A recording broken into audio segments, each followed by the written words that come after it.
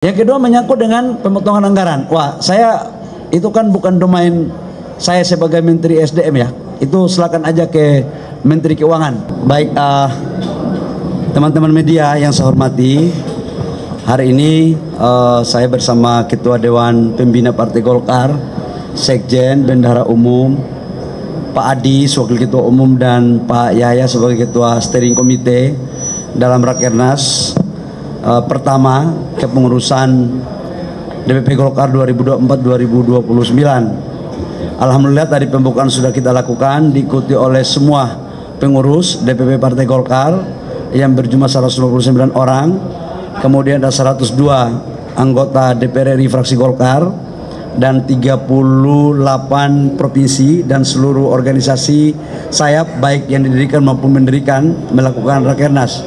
Rakernas ini tujuannya adalah bagaimana kita menerjemahkan hasil-hasil keputusan Munas bulan Agustus kemarin dalam bentuk program bidang yang kita akan sosialisasikan nanti di tingkat provinsi. Yang kedua, menegaskan kembali dalam forum Rakernas ini bahwa positioning Partai Golkar menjalankan keputusan Munas yang salah satu keputusan pentingnya itu adalah selalu pada garda terdepan untuk mendukung program pemerintah Pak Presiden Prabowo dan Wapres Pak Gibran Rakabuming Raka dalam berbagai aspek, baik dalam Astacita menjadi 4 prioritas utama maupun di aspek-aspek yang lain. Dan itu juga Golkar akan memikirkan tentang bagaimana kita membuat satu reformulasi mekanisme sistem politik ke depan yang baik, yang cost-nya tidak mahal, tapi juga melibatkan masyarakat dan tidak mengurangi substansi daripada nilai-nilai demokrasi itu sendiri. Saya pikir itu teman-teman semua yang saya mau sampaikan. Silakan kalau ada pertanyaan.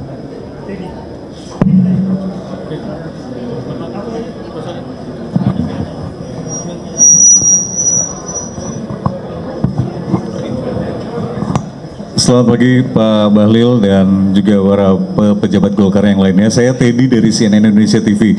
Pak, mencermati tadi pidato Bapak di dalam ada yang menarik.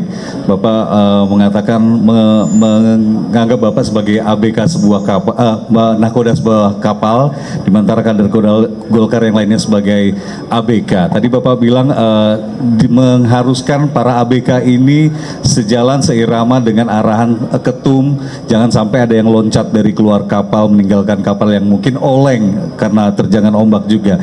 Itu analoginya kemana Pak? Apakah ada Bapak merasa kader Golkar ini ada yang tidak seirama dengan arahan Anda sebagai ketum?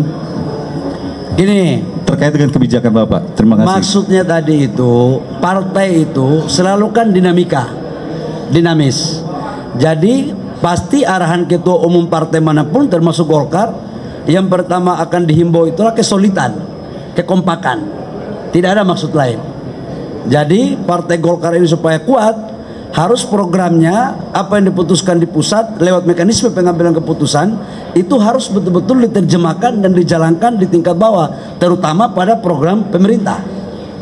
Jadi Golkar dalam mendukung pemerintah itu harus seia sekata antara DPP, DPD 1, DPD 2 dan seluruh kader. Karena program pemerintah itu tidak hanya bisa diimplementasikan di pusat, tapi juga harus di provinsi dan di kabupaten. Itu maksudnya. Jangan terjemahan lain ya. Bagus itu. Gitu.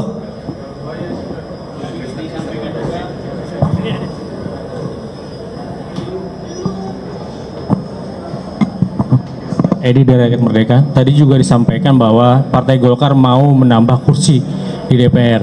Kira-kira tepatnya berapa kalau dari kalkulasi dari Pak Bahlil sendiri? Golkar di 2009 akan berapa kursi? Ya inilah fungsinya Raker ini untuk membahas itu. Yang jelas target kita di atas 102. Berapanya seiring waktu berjalan aja. Karena salah satu kunci kesuksesan satu kepengurusan atau seorang ketua umum itu dilihat dari keberhasilan dalam memperoleh penambahan kursi. Jadi biar kita pintar, tapi kalau kursinya nggak naik, output politik partai itu kan kursi. Ukurannya itu aja. Jadi kami pingin untuk kursi kami nambah. Itu. Ya Pak Bahlil, saya Krisna dari Kompas.com. Pak Bahlil, ada 3 pertanyaan dari saya.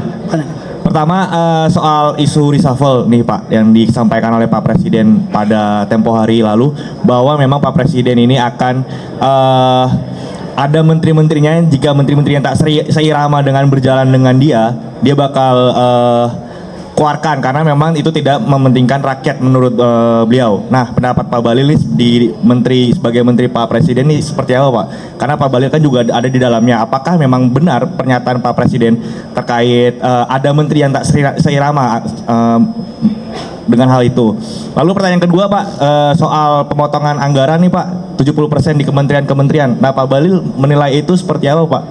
Karena adanya pemangkasan anggaran 70% itu. Lalu yang ketiga Pak, soal isu anggaran IKN diblokir Pak. Pak Presiden kan juga itu kan dari zamannya Pak Jokowi ya, karena memang mengingat juga Golkar juga mengikuti akan hal itu. Nah, tanggapan Bapak nih gimana Pak soal anggaran IKN yang diblokir seperti itu? Terima kasih Pak. Ya, yang pertama menyangkut dengan apa yang ditanyakan tentang hak prerogatif presiden. Jadi gini, menteri itu diangkat dan diberhentikan oleh Bapak Presiden. Karena itu adalah hak prerogatif presiden. Jadi semuanya diserahkan kepada Bapak Presiden. Jangan kita mengomentari atau bertindak melampaui batas kewenangan.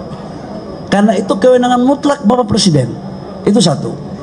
Yang kedua adalah sudah menjadi sebuah keharusan dan kewajiban, apa yang diperintahkan oleh Bapak Presiden harus dilakukan oleh pembantu Presiden. Menteri itu pembantu. Menteri itu pembantu Presiden. Jadi memang harus diterjemahkan apa yang menjadi program arah kebijakan Presiden. Jadi semuanya diserahkan kepada Bapak Presiden. Namun kami DPP Partai Golkar, karena kami anggota kabinet, kan di Golkar ini ada sekitar 8 menteri, 3 wamen, 1 gubernur Lemhanas. Kami yakin dan percaya bahwa Presiden tahu betul tentang kualitas daripada kader-kader Partai Golkar. Karena Partai Golkar ini kan gudangnya para kader pemimpin bangsa. Dan tahulah, biarkan, jangan kita mencampuri, mengomentari, apalagi menganalisa berlebihan tentang apa yang menjadi hak prerogatif Bapak Presiden. Tapi kami yakin Golkar insya Allah semua baik-baik saja. Karena apa? Partai Golkar berada garda terdepan dengan partai koalisi lain, terutama Gerindra, dalam mendorong dan mendukung arah kebijakan pemerintah. Itu satu. Yang kedua menyangkut dengan pemotongan anggaran. Wah, saya itu kan bukan domain saya sebagai Menteri SDM ya. Itu silakan aja ke Menteri Keuangan, bukan saya.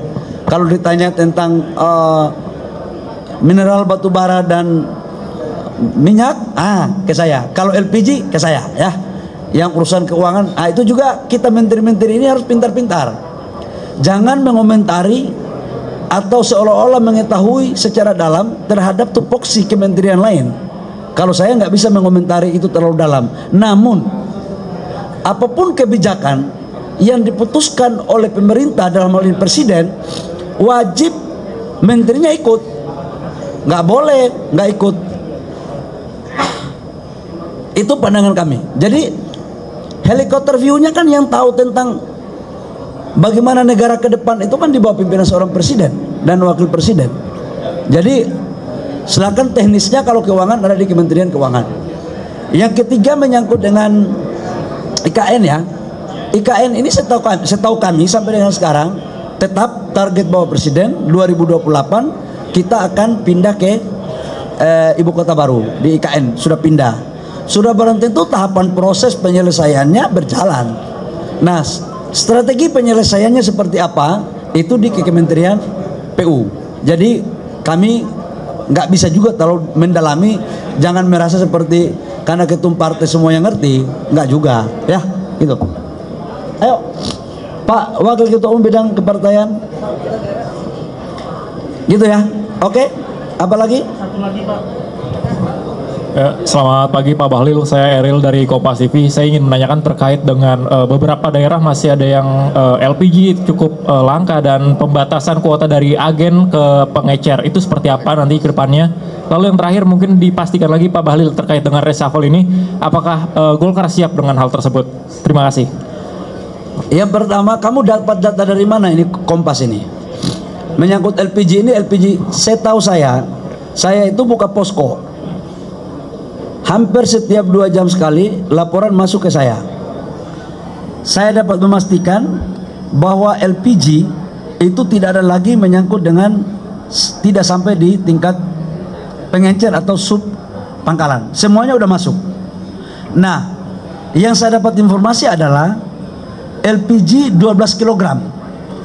Kalau LPG 12 kg itu adalah industri, bukan domain pemerintah. Yang kita itu hanya menjaga LPG 3 kg. Dan hari ini udah selesai dari kemarin kok. Mungkin kamu punya media kamu aja yang mungkin yang belum tahu. Udah aman. Kamu aja yang bilang nggak aman ini kelihatannya. Sudah aman, sudah aman. Ya, yang kedua apa tadi? Ya udah, itu kewenangan Bapak Presiden. Jangan kita terlalu merasa paling ngerti hak prerogatif Bapak Presiden. Ya, oke, makasih ya.